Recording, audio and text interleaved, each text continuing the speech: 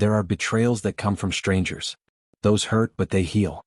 Then there are betrayals that come from family. From the people who shared your childhood, your parents, your blood. Those betrayals don't just hurt. They destroy. They reshape who you are. They make you question every memory, every moment of trust, every assumption you ever made about love and loyalty. This is the story of two brothers, Daniel and Marcus Patterson. And this is a story about greed, forgery, and the moment when a lie becomes so big, so audacious, that its collapse is inevitable. Spectacular. And absolutely devastating. This is the story of the brother who thought he was clever enough to steal everything. But he wasn't clever enough to realize he was being watched all along. Daniel and Marcus Patterson grew up in a small town in upstate New York. Sons of Robert Patterson, a man who had built a modest but successful construction company from nothing. Robert was old school, tough, fair. The kind of man who believed in hard work, integrity, and taking care of your family. He had two sons and he loved them differently but equally. Daniel, the younger brother, was quiet, thoughtful, responsible. He had followed his father into the business, learning every aspect from the ground up. Waking up at 5 a.m. to work job sites. Managing crews. Handling permits and contracts. For 15 years, Daniel worked alongside his father, building the company, expanding it, turning it into something worth real money. Marcus was different. Charismatic. Smooth. Always chasing the next big opportunity. He'd gone to business school, moved to the city, worked in finance. He visited home twice a year, always with stories about deals and investments, always dressed in expensive suits, always making it clear he'd outgrown their small-town life. Robert never said it out loud, but everyone knew. Daniel was the one who stayed. Marcus was the one who left. When Robert was diagnosed with pancreatic cancer, everything changed. The prognosis was brutal. 6 months, maybe a year if he was lucky. Robert faced it the way he'd faced everything else in life. With quiet dignity. With practical planning. With a determination to leave his affairs in order. He called both sons home. Sat them down in the living room of the house where they'd grown up. And he told them about the will. The company goes to Daniel, Robert said, his voice weak but firm. He's earned it. He built it with me. The house, the savings, everything else gets split 50-50 between you both. Fair is fair. Daniel gets the business because he's the one who made it what it is.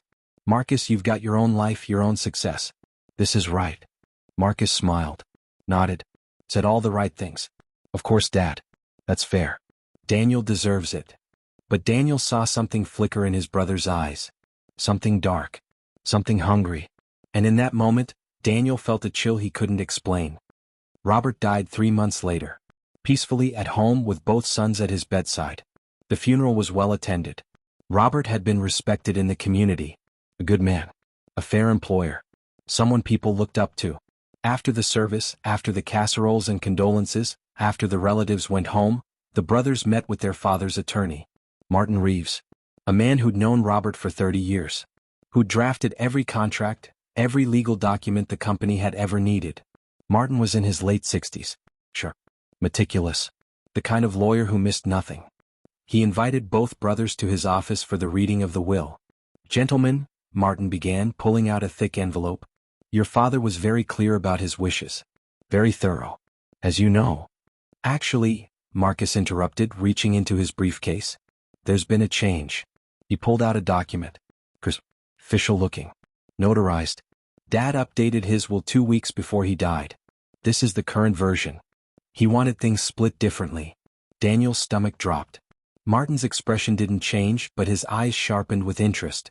I see, Martin said carefully. May I examine that? Marcus handed it over with confidence. Too much confidence. The kind of confidence that comes from someone who thinks they've thought of everything. Martin read slowly, carefully. His face remained neutral, but Daniel noticed his jaw tighten almost imperceptibly. According to the new will, everything was split 50-50. The company, the house, the savings, all of it. Equal distribution between both brothers. And there, at the bottom, was what looked like Robert Patterson's signature. Daniel felt like he'd been punched. Dad wouldn't, he told us, he said the company was mine. People change their minds, Marcus said smoothly. Especially at the end. He felt guilty about the original arrangement. Wanted to be fair to both of us. I was there, Daniel. He called me. Asked me to bring the paperwork. Said he didn't want you to feel obligated to take care of him just for an inheritance. It was a perfect lie. Just plausible enough. Just cruel enough. It reframed Daniel's 15 years of loyalty as obligation, as calculation. It poisoned every memory. Daniel looked at Martin, desperate. This can't be real. Tell me this isn't real. Martin set the document down carefully. I'll need to verify this, of course. Compare signatures. Check the notary. This is significant. But if it's legitimate, then yes, this would supersede the previous will. It's legitimate, Marcus said. Everything's in order. I made sure of it.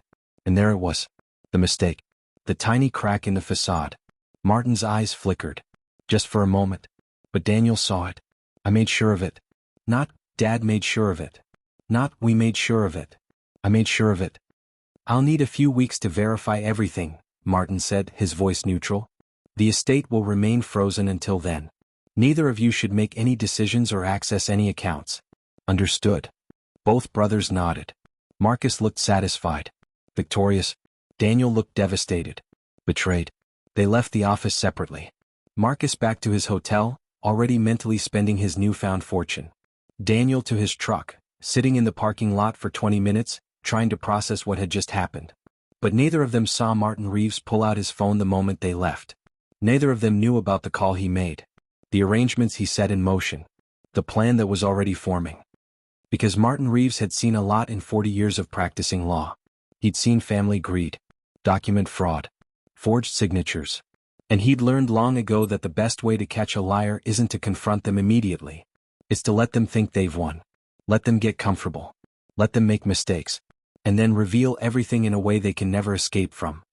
3 weeks passed. 3 agonizing weeks where Daniel couldn't sleep, couldn't eat, couldn't focus.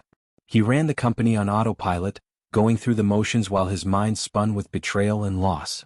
Marcus stayed in town, playing the grieving son. Having drinks with old friends. Visiting the company, making comments about changes he'd implement once the estate was settled. Talking about selling the business, cashing out, how much it would be worth. Each comment was a knife in Daniel's back. But Marcus didn't care. He'd won. The will was notarized. The signature looked perfect. He'd paid a lot of money for that forgery and it had been worth every penny. What Marcus didn't know was that Martin Reeves hadn't spent those 3 weeks just verifying documents. He'd spent them building a case. A comprehensive, devastating, ironclad case. He'd contacted the notary whose stamp appeared on the new will. Confirmed she'd never notarized any document for Robert Patterson in the time frame in question. Had actually been out of state that week on vacation. He'd hired a forensic document examiner. Someone who'd spent 30 years analyzing signatures for the FBI. Who'd confirmed that while the signature on the new will was good, it wasn't perfect. The pressure points were wrong. The flow was practiced, not natural. It was a forgery. A skilled one, but a forgery nonetheless. He'd subpoenaed Marcus's financial records. Found the payment to a document specialist in New Jersey.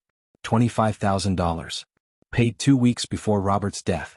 He'd interviewed the hospice nurses who'd been with Robert in his final weeks. Confirmed that Robert had never been alone with Marcus. Never asked for legal documents. Never expressed any desire to change his will. And he'd done one more thing. Something absolutely critical. He'd scheduled the final estate meeting not in his quiet office, but in the county courthouse. In a conference room. With a court reporter present. And with the district attorney's office quietly notified. The invitation was formal. Professional. Requested both brothers attend for final estate settlement. Marcus came in his best suit, ready to sign papers and claim his victory. Daniel came looking hollow, defeated, ready to lose everything his father had promised him. Neither of them expected what happened next. They walked into the conference room and found it wasn't empty. Martin Reeves sat at the head of the table. Next to him was a woman Daniel didn't recognize, fingers poised over a stenography machine. Across from her sat a man in a suit who introduced himself as Assistant District Attorney James Morrison. Marcus's confident smile faltered. What's going on? Why is the DA here? Martin gestured to the chairs. Please sit down. Both of you. We have a lot to discuss. Daniel sat confused. Marcus sat slowly, his lawyer instincts suddenly screaming that something was very wrong. Martin opened a thick folder. As you both know, I've spent the past 3 weeks verifying the documents presented at our last meeting. The will that Marcus produced, claiming to supersede the original.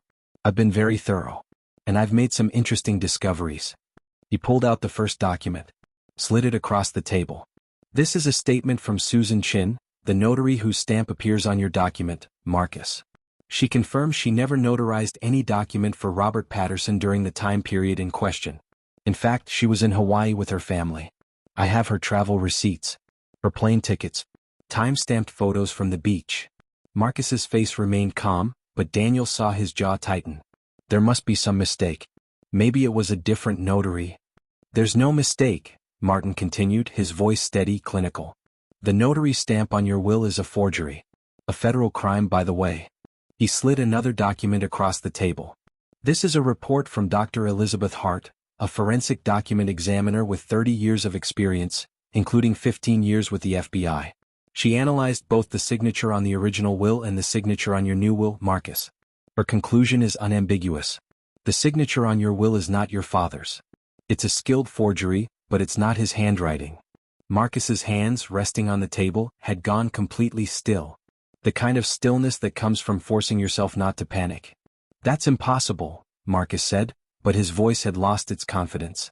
I watched Dad sign it. I was there. No, you weren't, Martin said. And now there was steel in his voice. Because I have statements from 3 hospice nurses who were with your father around the clock during his final 2 weeks. Not one of them ever saw you alone with him. Not once. Your father was never left unattended. He never asked for legal documents. He never expressed any desire to change his will. Daniel was staring at his brother, watching the mask crack. Watching the smooth, confident exterior start to crumble. You're lying, Marcus said, but it sounded desperate now. This is a setup. You're trying to cheat me out of my inheritance. Your inheritance, Martin interrupted, was clearly spelled out in your father's legitimate will. The one he signed in my office in front of 2 witnesses 18 months before his death. You were supposed to receive half the liquid assets. The house split with your brother. That was your inheritance. Instead you got greedy. Martin pulled out another document. This one made Marcus's face go white. This is a bank record. Your bank record. Showing a payment of $25,000 to a company called Premium Document Services in New Jersey. Dated 2 weeks before your father's death. Want to know what Premium Document Services specializes in? The room was silent. Even the court reporter had stopped moving, watching. Replica documents, Martin continued. Legal-looking forms. Custom stationery. Signature matching. They're very good at what they do. They're also very illegal. And they keep excellent records. Which they provided when subpoenaed. He slid a printed email across the table. Marcus didn't even look at it. He was staring at the table, his mind clearly racing, calculating, looking for a way out. You commissioned a forged will, Martin said, each word landing like a hammer. You paid $25,000 for it. You fabricated a notary stamp. You falsified your father's signature.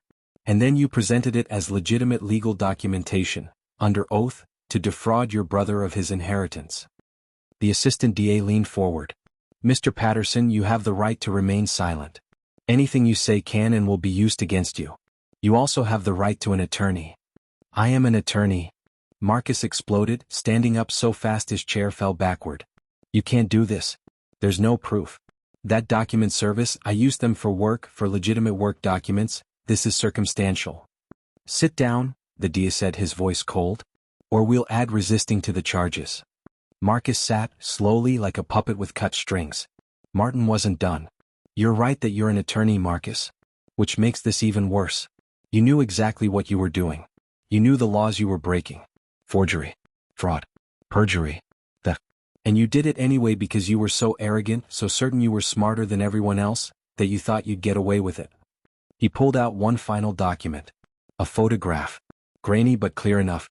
It showed Marcus entering a building in New Jersey. The address matched Premium Document Services. The timestamp was dated 3 weeks before Robert's death. Security camera footage, Martin explained. From the building where you commissioned the forgery. The owner was very cooperative once we explained the situation. Seems he doesn't like being implicated in inheritance fraud. Daniel was watching his brother with a mixture of horror and something else. Relief. Vindication. And beneath it all, a deep, profound sadness. Because this was his brother. The person he'd shared a childhood with. The person who'd taught him to ride a bike. Who'd covered for him when he broke their mom's vase. Who'd been his best man at his wedding. And that person had tried to destroy him. For money. Why? Daniel's voice broke the silence. You were getting half the cash, half the house. That's still hundreds of thousands of dollars. Why wasn't that enough? Marcus looked at his brother for the first time since the meeting started. And for just a moment the mask dropped completely. Daniel saw raw envy. Resentment. Years of it, buried and festering. Because you were always the favorite, Marcus said, his voice bitter. Always the good son. The one who stayed. The one Dad was proud of. I built a whole career, made more money than he ever did, and all he cared about was you and that stupid company. So yes, I wanted it. I wanted what he gave you. I wanted you to know what it feels like to lose. The room was silent. Even the court reporter looked stricken. Your father loved you, Martin said quietly. He was proud of you. He told me so many times. He just showed love differently to each of you. But you were so focused on what Daniel had that you couldn't see what you had. Save it, Marcus said flatly. What happens now? The DA stood up. Now, Mr. Patterson, you're going to be arrested. The charges are forgery in the first degree, criminal possession of a forged instrument, attempted grand larceny, and perjury. Given your profession and the premeditated nature of these crimes, the DA's office will be seeking the maximum sentence. We're looking at 5 to 15 years. Marcus's face had gone from white to gray. My license. I'll lose my license to practice law. Yes, the DA said simply. You will. Permanently. Everything Marcus had built. His career. His reputation. His future. Gone. Not because he'd failed, but because he'd succeeded at something terrible. He'd successfully committed fraud. He'd just been caught. 2 uniformed officers entered the room. One of them pulled out handcuffs. Marcus Patterson, you're under arrest. Please stand and put your hands behind your back. Daniel watched his brother stand. Watched the handcuffs click into place. Watched Marcus being read his rights, his face a mask of shock and disbelief. Even now, some part of Marcus seemed unable to accept that this was really happening. That he hadn't gotten away with it. Before they let him out, Marcus looked at Daniel one last time.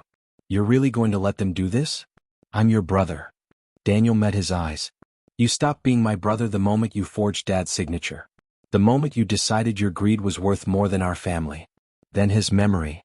I hope it was worth it, Daniel added quietly. Because you didn't just lose an inheritance. You lost everything. Marcus didn't respond. The officers let him out. The door closed. And just like that, it was over. The room was silent for a long moment after Marcus left. Daniel sat staring at his hands, processing everything that had just happened. The betrayal. The exposure. The finality of it all. Martin reached across the table and put a hand on Daniel's shoulder. I'm sorry you had to see that. But you deserve to know the truth. Your father's real wishes will be honored. The company is yours. Everything he intended for you is yours. It doesn't feel like a victory, Daniel said quietly. It's not, Martin agreed. It's just justice. Sometimes that's all we get. The DA closed his folder. We'll need a statement from you, Daniel. For the trial. Marcus will likely plead out, given the evidence, but we need your testimony about your father's intentions, the original will discussion, all of it. Daniel nodded numbly. Whatever you need. As they filed out of the conference room, Martin pulled Daniel aside. Your brother made a choice. A terrible choice. But that doesn't reflect on you. Your father knew who you were. What you were worth. Don't let Marcus's actions poison that. But Daniel wasn't sure he could separate the two. Because every memory now felt tainted. Every childhood moment, every brotherly interaction, all of it colored by the knowledge that Marcus had been capable of this. Had been willing to do this. Had maybe always been capable of it and Daniel just hadn't seen it. The trial, when it came 6 months later, was brief. Marcus's attorneys advised him to take a plea deal. The evidence was overwhelming. Forensic documents. Financial records. Security footage. Witness testimony. Fighting it would only make things worse, cost more money, and likely result in a harsher sentence. Marcus pleaded guilty to all charges. The judge, a stern woman in her 60s who'd seen every kind of family dispute imaginable, showed no mercy. Mr. Patterson, she said, looking down at Marcus from the bench, you were given every advantage. Education. Opportunity. A loving father. A share of his estate that would have set you up comfortably for life. And you threw it all away for greed. You didn't just commit fraud. You desecrated your father's memory. You betrayed your brother. And you abused your position as an attorney to commit crimes you knew were serious. She sentenced him to 8 years in state prison. Disbarment. Restitution of all legal fees Daniel had incurred. And a permanent criminal record that would follow him for the rest of his life. Marcus took it in silence. He'd stopped fighting. Stopped arguing. He just looked hollow. Empty. Like someone who'd finally realized the true cost of what they'd done. Daniel attended the sentencing. Not out of vindictiveness but because he needed to see it through. Needed closure. As Marcus was led away in handcuffs, he didn't look back. Didn't acknowledge Daniel's presence. Maybe he was too ashamed. Or maybe he still blamed Daniel somehow for his own choices. Daniel would never know. Because that was the last time he saw his brother. 3 years have passed since that day in the courthouse.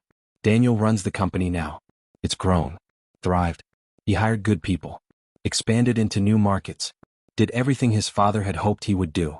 But there's an emptiness there that success can't fill. Family photos that used to make him smile now just remind him of what was lost. Not just Marcus but the version of his brother he'd believed existed. The childhood memories that are now tainted with the knowledge of who Marcus really was. Or became. Or had always been. Daniel's wife tells him he needs to forgive. To let it go. But how do you forgive someone who tried to steal everything your father worked for? Who forged his signature while the ink on the death certificate was barely dry? Who looked you in the eye and lied, knowing exactly what they were taking from you? Marcus is serving his sentence in a medium-security prison upstate. He works in the law library, ironically enough. Helps other inmates with basic legal questions. Appeals. Petitions. The kind of law that doesn't require a license, just knowledge.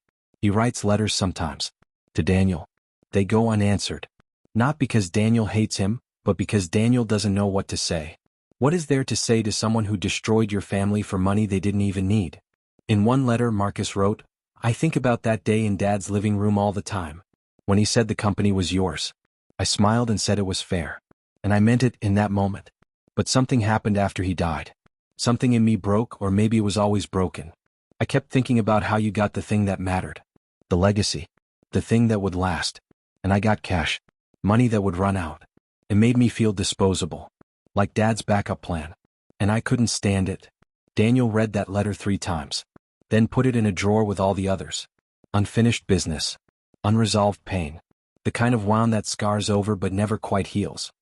The story spread through their small town like wildfire. A cautionary tale told in hushed voices at the diner, at church, at the hardware store. About the Patterson brothers. About greed and betrayal. About how money destroys families. Some people blamed Marcus entirely. A bad seed. A greedy criminal who got what he deserved. Others whispered that maybe Robert had played favorites. That maybe if he'd split things evenly from the start, none of this would have happened. But Martin Reeves, when asked, always said the same thing. Robert Patterson was a fair man. He left his business to the son who built it with him and split everything else evenly. That's not favoritism. That's common sense. What happened after that was Marcus's choice. Nobody forced him to commit fraud. He did that all on his own. Daniel still works at the company. Still drives by his father's grave every Sunday on the way to church. Still runs the business the way his father taught him. With integrity. With fairness. With the understanding that how you make money matters just as much as how much money you make.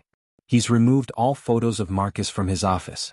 Not out of anger but out of necessity. Because every time he saw his brother's face, he saw the betrayal. The lies. The forged signature. And it made it hard to focus on the work. On the legacy. On the thing his father had trusted him to protect. Sometimes, late at night, Daniel wonders if he could have done something different. Said something. Seen the warning signs. Maybe if he'd offered to split the company with Marcus, even though he'd earned it, maybe none of this would have happened. But then he remembers Martin's words. Your brother made a choice. And Daniel realizes that's the truth. Marcus made a choice. Not because he was desperate. Not because he was suffering. But because he was envious. Because he wanted what Daniel had, and he was willing to destroy everything to get it. There's a lesson in all of this, though it's a painful one. About family. About greed. About the difference between what we're owed and what we deserve. Marcus was owed half the estate. He would have received hundreds of thousands of dollars. A house. Security for life. But he wanted more. He wanted the company. The legacy. The thing that represented their father's respect and trust. And because he couldn't earn it, he tried to steal it. The irony is that if Marcus had just accepted the original will, he'd be fine right now. Wealthy. Free. With his career intact and his relationship with Daniel strained but not destroyed. He sacrificed everything for a forgery that was doomed to fail. For a lie that was always going to be exposed. Because that's the thing about lies, especially big ones. They require perfect execution. No mistakes. No loose ends. No trail. And Marcus, for all his intelligence and legal training, left a trail a mile wide. Bank records. Security footage. A paper-thin story that collapsed under the slightest scrutiny. He thought he was being clever. He was actually being obvious. Martin Reeves retired a year after the trial. He'd practiced law for over 40 years, and he told people that the Patterson case was both his proudest and saddest moment. Proud because he'd caught the fraud, protected an honest man, and honored a dead man's wishes. Sad because he'd watched a family destroy itself over money that would have been shared fairly if Marcus had just been patient. Just been honest. At his retirement party, Martin gave a short speech. In my career, I've seen a lot of wills. A lot of families fighting over estates. And I've learned one thing: it's never really about the money. It's about respect. About feeling valued. About knowing that the person who raised you saw you, knew you, appreciated you. Robert Patterson loved both his sons. But he knew them differently. And he structured his will accordingly. That wasn't cruelty. That was wisdom. Marcus just couldn't see it. 5 years after Marcus's arrest, Daniel received a letter from the prison. Not from Marcus but from the warden. Marcus had been released early for good behavior. He'd served 5 years of his 8-year sentence. He was out. Free. Starting over. Daniel stared at that letter for a long time.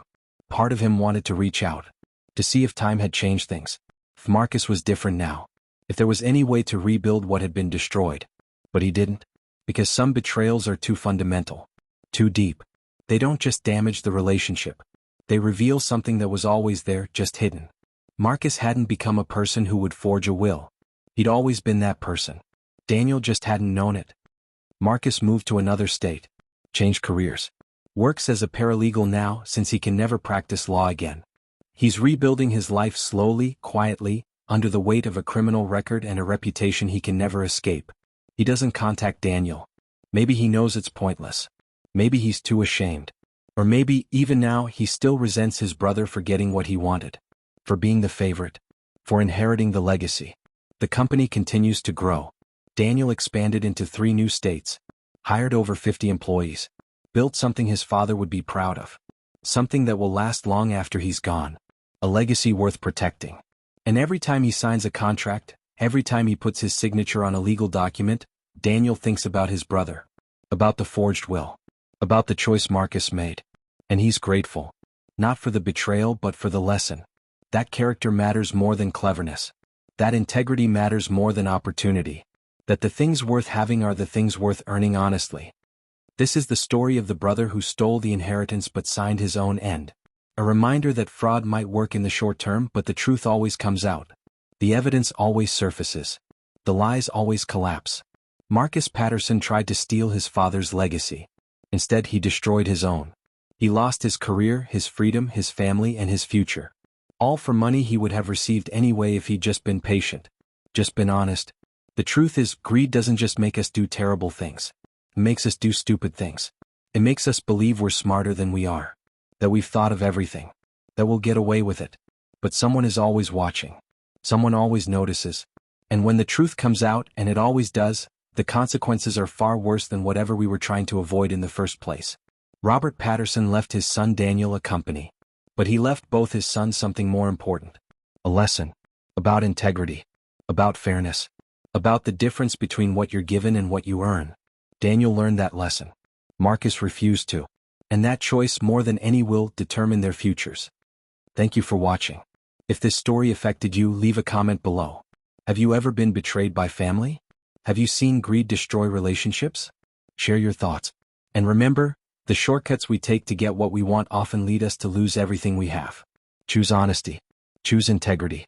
Choose the hard right over the easy wrong.